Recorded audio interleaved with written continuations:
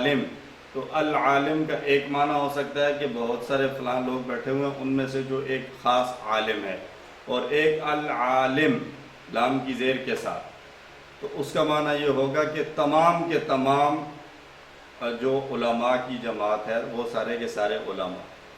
تو ایسے ہی الانسان کا ایک معنی کوئی اسپیسیفک پرسن، اور الانسان کا معنی سارے کے ساری انسانیت۔ تو یہاں پر الانسان کا معنی کسی ایک انسان کی بات نہیں ہو رہی کہ وہ خسارے میں ہے، بلکہ پوری انسانیت کے حوالے سے پوری انسانیت کو ایڈریس کر کے کہا جا رہا ہے کہ سارے کے سارے انسان خسارے میں ہیں۔ لا فی دو الفاظ ہیں، لا کا معنی البتہ اور فی کا معنی میں، ہم پہلے پڑھ چکے ہیں۔ لا کا معنی انڈیڈ، اور اس کو یاد رکھنے کے لیے ایک چھوٹا سا آیت کا ٹکڑا یاد رکھیے، وَلَقَدْ يَسَّرْنَا الْقُرْآنَ، اور البتہ تحقیق ہم نے آسان کیا قرآن کو۔ وَلَقَدْ يَسَّرْنَا الْقُرْآنَ، اور البتہ تحقیق ہم نے آسان کیا قرآن کو۔ اور لام کا جو استعمال ہے مختلف طریقوں سے ہوتا ہے، کبھی لام اسم کے ساتھ آتا ہے تو کے لیے کا معنی دیتا ہے، کبھی لام فعل کے ساتھ آتا ہے تو اس وقت اس کا معنی تاکہ والا ہوتا ہے، اور کبھی لام حروف کے ساتھ استعمال ہوتا ہے تو اس صورت میں وہ تاکید کے لیے استعمال ہوتا ہے۔ تو یہ لام کے تین طرح سے استعمال ہے۔ ہم نے پڑھا ہے کہ الفاظ عربی زبان میں تین طرح کے ہوتے ہیں، یا وہ اسم ہوگا، یا فعل ہوگا، یا حرف ہوگا۔ تو اسم کے ساتھ اگر لام استعمال ہو، چاہے زبر کے ساتھ ہو چاہے زیر کے ساتھ، للہ میں زیر کے ساتھ ہے، لہو میں زبر کے ساتھ، معنی ہوگا کے لیے۔ اور فعل کے ساتھ اگر لی لام کی زیر کے ساتھ آئے تو اس صورت میں اس کا معنی ہوگا تاکہ، جیسے ہمارے سامنے مثالیں لکھی ہوئی ہیں، لیتدبروا اور لیتذکرا، یہ والے فعل انشاءاللہ ہم اگلے کورسز میں پڑھیں گے۔ اور لام حرف کے ساتھ آئے تو تاکید کے لیے استعمال ہوتا ہے، لقد جیسا کہ یہاں پر استعمال ہوا، وَلَقَدْ يَسَّرْنَا میں، اور لفی جیسا کہ اس سورہ میں استعمال ہو رہا ہے، لفی خسر۔ فی خسرن، فی کا معنی میں، اور خسرن خسارہ گھاٹا، ایسا خسارہ جس میں اصل جمع پونجی بھی چلی جائے۔ خسارہ دو طرح سے ہو سکتا ہے، ایک یہ ہے کہ آپ نے ایک بزنس شروع کیا اور سال کے آخر میں جب آپ نے اس کے پروفٹ اور لاس کا حساب کیا تو آپ کا پروفٹ پچھلے سال سے کم تھا، اس کو بھی خسارہ گنا جاتا ہے۔ لیکن ایک خسارہ وہ ہے کہ جس میں آپ نے جو خود سے انویسٹ کیا ہوا تھا، جو آپ کا کیپٹل ہے، وہ بھی ضائع ہو جائے تو اس والے نقصان کو خسارہ کہا گیا ہے یہاں پر، مکمل لاس، ٹوٹل لاس، جس میں سب کچھ ختم ہو گیا۔ تو ان الانسان لفی خسر، بے شک انسان یقیناً خسارے میں ہے۔ تو اس آیت کے مطالعہ کے بعد ہماری دعا ہونی چاہیے کہ اے اللہ مجھے ہر قسم کے خسارے سے بچا۔ احتساب یہ ہونا چاہیے کہ خسارے سے بچنے کے لیے جو کام بتلائے جا رہے ہیں کیا میں وہ کام کرتا ہوں یا نہیں، کیے ہیں تو کس لیول کے کیے ہیں، کیا اس کی کوالٹی تھی، اور پلان یہ بنے کہ اگر وہ میں نہیں کرتا خسارے سے بچنے والے کام تو میں کروں گا، اور اگر کرتا ہوں کوالٹی بہتر نہیں تھی تو میں اس کوالٹی کو امپروو کروں گا، اور پھر اس پیغام کو دوسروں تک پہنچانا۔ اب یہاں پر اس دو آیتوں میں دیکھیں اگر تو یہ تاکید کے ساتھ بیان کیا گیا ہے 4 مرتبہ، 4 الفاظ، ایسے 4 طریقے اختیار کیے گئے ہیں اس کے اندر تاکید پیدا کرنے کے لیے۔ سب سے پہلے تو قسم کھا کر بات کی، والعصر، اور پھر دوسری بات انا، وہ بھی بے شک کے معنی میں، اور پھر ایک اور لفظ آیا لفی خسر میں، لام، وہ بھی تاکید کے معنی میں۔ تو قسم بھی تاکید کے لیے ہوئی، انا بھی تاکید کے لیے ہوا، اور لام بھی تاکید کے لیے ہو گیا۔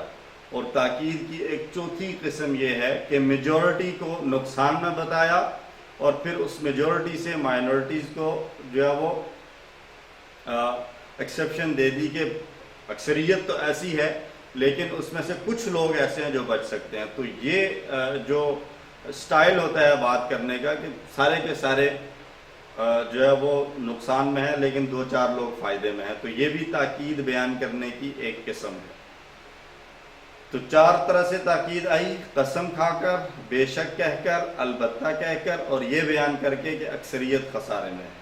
تو یہ صورت مجھ جیسے انسان کو جھنجھوڑنے کے لیے کافی ہے، اس کو تنبیہ کرنے کے لیے کافی ہے، اور تاکید پر تاکید سنتے ہوئے مجھے اپنی بیداری میں اضافہ کرتے جانا چاہیے، اور اپنی بے چینی میں بھی، بیداری میں بھی اضافہ ہو، بے چینی میں بھی اضافہ ہو کہ کہیں زندگی میں کوئی کام مجھ سے ایسا نہ ہو جائے جس کی وجہ سے میں اس میجورٹی میں چلا جاؤں، بلکہ میری یہ کوشش ہو کہ میں اس مائنورٹی میں رہوں جس کو اللہ نے کامیاب بتلایا ہے۔ تو فوری طور پر دعا کی جائے کہ اللہ ہمیں ہر قسم کے خسارے سے بچا۔ تصور، احساس کے ساتھ، دعا کے ساتھ ان دو آیات کی مشق کر لیں ہم۔ اعوذ باللہ من الشیطان الرجیم والعصر، قسم ہے زمانے کی، ان الانسان، بے شک انسان، لفی خسر، البتہ خسارے میں ہے، والعصر ان الانسان لفی خسر، قسم ہے زمانے کی، بے شک انسان البتہ خسارے میں ہے۔ حضرت عکاشہ رضی اللہ عنہ کی ایک حدیث، آپ صلی اللہ علیہ وسلم نے ایک موقع پر ارشاد فرمایا، میری امت میں سے 70,000 لوگ ایسے ہیں جو بغیر حساب کتاب کے جنت میں داخل ہو جائیں گے۔ پھر آپ صلی اللہ علیہ وسلم نے ان کی کچھ نشانیاں بتائیں۔ آپ صلی اللہ علیہ وسلم نے فرمایا وہ بدفالی نہیں لیں گے، جادو ٹونا نہیں کریں گے، اللہ کے اوپر مکمل بھروسہ رکھیں گے، توحید پر ایمان رکھیں گے۔ یہ سارے کے سارے آپ صلی اللہ علیہ وسلم نے ان کے علامات اور نشانیاں بتلائیں کہ جو یہ کام کرے گا وہ بغیر حساب کتاب کے جنت میں داخل کیا جائے گا۔ تو آپ صلی اللہ علیہ وسلم کے ایک صحابی حضرت عکاشہ ابن محصن کھڑے ہو گئے اور عرض کی، یا رسول اللہ، میرے لیے دعا فرمائیں کہ میں بھی ان لوگوں میں شامل ہو جاؤں۔ اور آپ صلی اللہ علیہ وسلم کی حدیث مکمل ہوتے ہی فوراً آپ نے سوال کیا۔ تو آپ صلی اللہ علیہ وسلم نے دعا فرما دی اور فرمایا، عکاشہ تم انہی میں سے ہوگے۔ تو حضرت عکاشہ کو دیکھتے ہوئے ایک اور صحابی نے عرض کی، یا رسول اللہ، میرے لیے بھی دعا کر دیں۔ تو آپ صلی اللہ علیہ وسلم نے ارشاد فرمایا، سبقک بہا عکاشہ، او کما قال، کہ اس معاملے میں عکاشہ آپ پر سبقت لے گئے۔ تو یہ حدیث ہم نے کئی دفعہ سنی ہوگی۔ اس سے ہمیں یہ سبق ملتا ہے کہ جب بھی کوئی دین کی بات، کوئی اچھی بات، بھلی بات ہمیں ملے تو اس کے اکارڈنگلی ہمیں فوراً دعا کرنی چاہیے، بجائے اس کے کہ ہم انتظار کریں کہ یہ ختم ہو اور اس کے بعد کوئی اور بات ہو پھر ہم دعا کریں۔ بلکہ اور دعا کے لیے ہاتھ اٹھانا ضروری نہیں ہے، آپ دل ہی دل میں دعا جو ہے وہ دل ہی دل میں اللہ سے بات کر لیں، یا اللہ یہ مجھے بھی مل جائے، اور کوئی بری چیز ہے تو یا اللہ اس سے میری حفاظت فرما دیں۔ تو دل ہی دل میں دعا اللہ سے کر لینا بھی کافی ہے۔ تو حضرت عکاشہ کی حدیث، حضرت عکاشہ کا واقعہ ہمیں یہ سبق دیتا ہے کہ جب بھی ہم کوئی بات اچھی یا بری دیکھیں، سنیں، تو اس کے اکارڈنگلی فوراً دعا کریں، اور مسلسل دعا کریں کہ اللہ چاروں کام کرنے کی توفیق عطا فرمائے، اور احتساب ہو پچھلے زمانے کا کہ پچھلے زمانے میں یہ آگے اگلی آیات میں آنے والے چار کام کس حد تک کیے اور کس کوالٹی کے کیے، اور آگے آنے والی زندگی کے لیے پلان بنایا جائے۔ تو وہ چار کام کون سے؟ ان میں سے پہلے دو کام ہمیں یہاں نظر آ رہے ہیں، اِلَّا الَّذِينَ آمَنُوا وَعَمِلُوا الصَّالِحَاتِ، سارے کے سارے انسان خسارے میں ہیں سوائے ان کے جو ایمان لائے اور عمل کیے نیک۔ تو پہلا دو کام، ایمان لانا اور نیک عمل کرنا۔ تو الفاظ کو اگر دیکھیں تو اللہ کا معنی سوائے، اور لا الہ الا اللہ کا معنی بھی ہم یہی کرتے ہیں، نہیں ہے کوئی حقیقی معبود سوائے اللہ تعالیٰ کے، ایکسپٹ اللہ کے علاوہ کوئی دوسرا معبود برحق، معبود حقیقی نہیں ہے۔ تو اللہ کا معنی ہو گیا سوائے۔ الذین ہم سورۃ الفاتحہ میں پڑھ چکے ہیں، ان کا صراط الذین انعمت علیہم، ان کا یا ان کے، یہ کانٹیکسٹ کے چینج کی وجہ سے یہاں پر کا کی بجائے کہ آ گیا۔ یہ بات بھی ہم گرامر کے لیسن میں پڑھ چکے ہیں کہ لینگویجز کے چینج ہونے کی وجہ سے بعض اوقات حروف کی ٹائپس بدل جاتے ہیں، جیسے ہم نے پڑھا تھا لکڑی سے مارا، لکڑی کو مارا۔ آمنو وہ سب ایمان لائے، ایمان لانا، اور صرف آمنو کا صیغہ قرآن مجید میں 258 مرتبہ استعمال ہوا ہے۔